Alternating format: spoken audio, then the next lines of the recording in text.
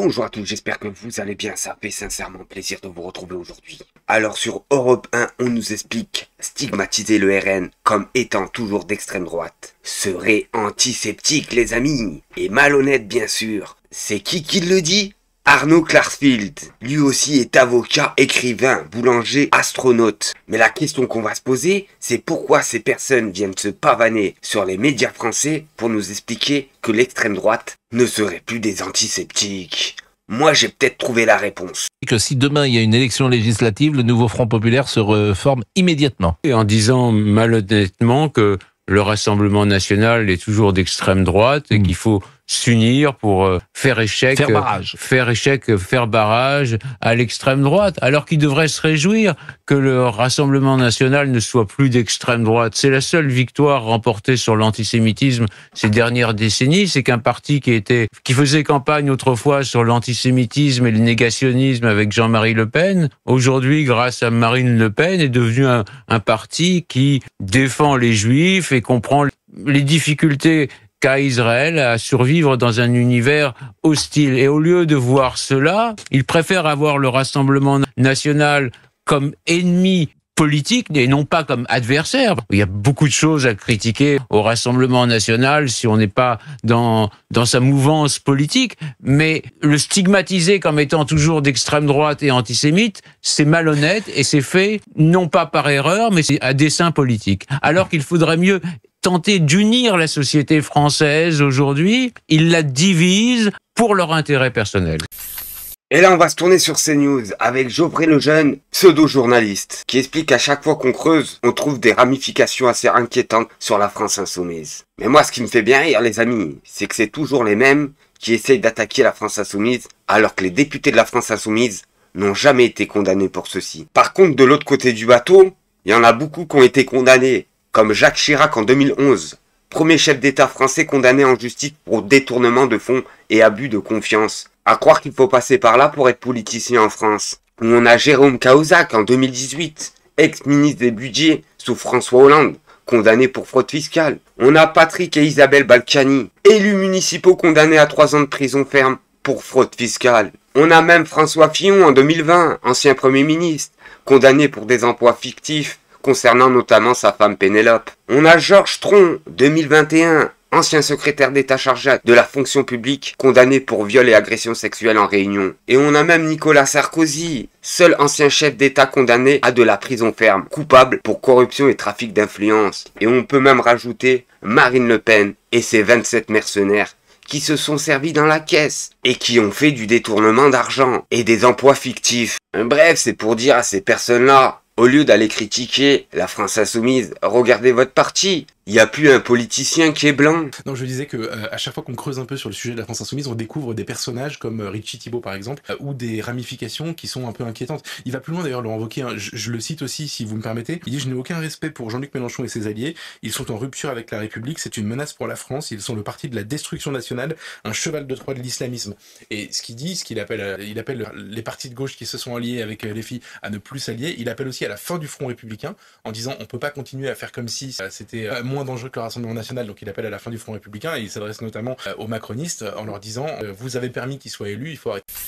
En parlant d'opportunistes, bien sûr on va se pencher sur la gauche, comme François Hollande. On ne peut pas s'associer avec cette bande de malfaiteurs, il va falloir que ça s'arrête un jour. Regardez François Hollande, ce franc-maçon qui a mis la pierre à l'édifice de la destruction de la France, qui touche que 350 000 € par année quand même, pour la récompense à sa trahison. Comment c'est possible? François Hollande touche 350 000 € de retraite par an avec vos impôts? Oui, vous avez bien entendu, 350 000 € par an. Pourquoi? Pour avoir ruiné l'économie, trahi ses électeurs et plombé le pays? Pendant que vous, après 42 ans de travail, on vous demande de bosser encore plus longtemps pour une misère, lui, il touche une fortune, tranquillement. Et devinez quoi? Il n'est pas le seul. Ministre, député, haut fonctionnaire. Certains cumulent jusqu'à 10, 12, 15 retraites, comme s'ils avaient bossé 10 vies. C'est une blague. Et tout ça, c'est vous vous qui payez. Chaque mois, une partie de votre salaire part pour remplir les poches de ces privilégiés, pendant que les caisses de retraite sont en crise et qu'on vous dit qu'il n'y a plus d'argent. Mais là, je vous pose une vraie question. Pourquoi personne ne dénonce ça? Et le pire, ces mecs osent de nous faire la morale sur l'effort et la justice sociale alors qu'ils vivent comme des rois,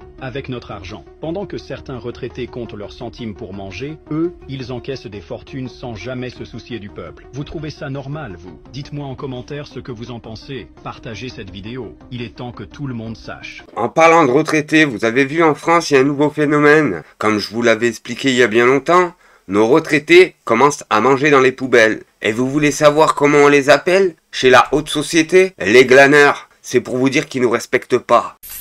Et là les amis, on va se tourner sur Ian Brossat, coprésident du groupe communiste au Conseil de Paris, qui explique si vous enlevez les mots musulmans et l'Algérie de la bouche de Bruno Retailleau, il ne restera plus rien.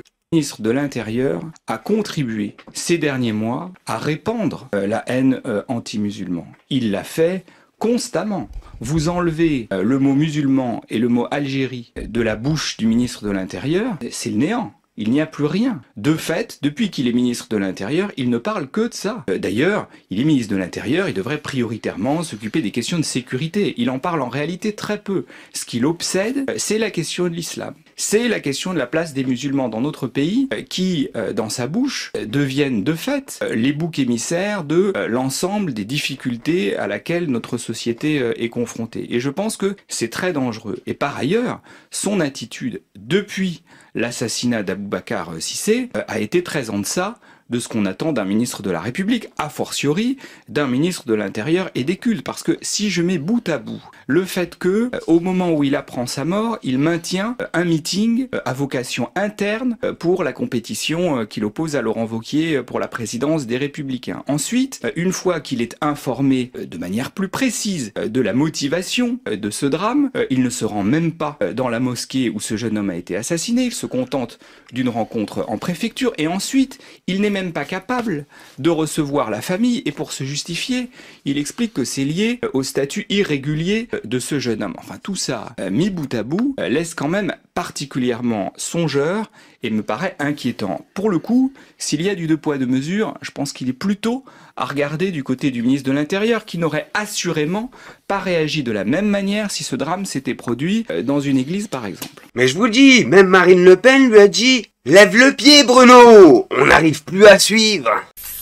Et là, le savez-vous les amis, on va voir l'estimation du coût total depuis 2017 de Yaon Braun-Pivet. Et vous allez voir que la somme est gigantesque. Voici une synthèse finale du coût de Yaon Braun-Pivet de 2017 jusqu'à maintenant. Indemnité personnelle, montant estimé en brut 1 586 000 euros. Frais de mandat AFR, montant estimé brut 322 000 euros. Frais de présidence réelle, montant estimé 2 040 000 euros. Total estimé bien sûr 3 948 000 euros. Pas besoin de vous dire qu'elle ne vit pas dans un appartement. Et on va finir en beauté avec Karim Zeribi, qui parle de Bruno Retailleau, qui fait la confusion entre l'islam et l'islamite en permanence. On a Geoffrey Lejeune, le collabo de service, qui va défendre son ami Retailleau, en expliquant qu'il ne veut pas aller à la Grande Mosquée de Paris, qui est devenue l'ambassade d'Algérie. Ah bon? Je le savais pas en tant qu'Algérien. Pas besoin de vous dire les amis, pour ces personnes-là, l'outrance est devenue systématique. Il y a une grande confusion dans tout ce que tu dis, parce que tu nous expliques que, en parlant d'islamisme, il établit une confusion entre l'islam et l'islamisme. Où vas-tu inventer ça? Où vas-tu inventer ça? La confusion permanente. Non, pardon. Ne pas vouloir aller dans l'ambassade algérienne à Paris, qui est la grande mosquée. L'ambassade algérienne à Paris. Oui, c'est... Non mais tu vois, toi aussi, tu ouvres une boîte de Pandore, tu te permets toutes les outrances. La grande mosquée de Paris, l'ambassade. Mais le recteur... Si on commence le débat sur ces... on va essayer de faire un débat respectueux et dans le calme. Allons-y tranquille, tranquillement, allez-y. Ambassade, c'est pas non plus une insulte. On sait que dans le contexte aujourd'hui des relations entre la France et l'Algérie, le recteur de la grande mosquée de Paris est un relais du pouvoir algérien en France. C'est pas une insulte que de dire ça. Et par ailleurs, lui-même le reconnaît. Pourquoi les autres ministres y allaient à la grande mosquée de Paris? Je vous pose la question. Pourquoi Bruno Retailleau n'y va pas? C'est parce qu'il est dans un bras de fer avec l'Algérie sur la question des expulsions, sur la question de Bois la mosquée de Paris. Bon alors les amis, on est parti sur l'Algérie qui passe franchement le sujet du jour. Les amis, on est parti sur l'Algérie qui passe franchement aujourd'hui. Tu fais une confusion extrême. Non, Tu mets de la politique et du conflit là où il y en a. On va terminer. J'explique juste pourquoi, comment il a justifié. Mais le sujet n'est pas l'Algérie aujourd'hui. Je suis d'accord, mais j'explique juste il a justifié le fait de ne pas aller à la rupture du jeûne. Et par ailleurs, il y avait en effet, Laurence l'a dit, un membre du gouvernement. Ce que je veux dire, c'est juste qu'à la fin, parler de confusion, quand tu le reproches de se battre contre l'islamisme, tu dis qu'en parlant d'islamisme, il va créer une confusion avec l'islam. Oui. Et dire à la fin, mais je ne l'accuse pas d'avoir du sang sur les mains, je suis désolé, tu as la même rhétorique. Parce que je pense que le passage à l'acte n'est pas lié essentiellement à Rotaillot. C'est un climat général en France. Ça va mieux en le disant. C'est un climat général en France. Il n'est pas français, l'assassin. C'est un climat général. Par ailleurs, il est français. Bref les amis, c'était tout pour aujourd'hui. Merci de m'avoir suivi. N'oubliez pas, un petit like, un petit commentaire, ça fait toujours plaisir. Et si t'es pas abonné, abonne-toi. C'est totalement gratuit. Sur ce les amis, à la prochaine vidéo. Merci à tous.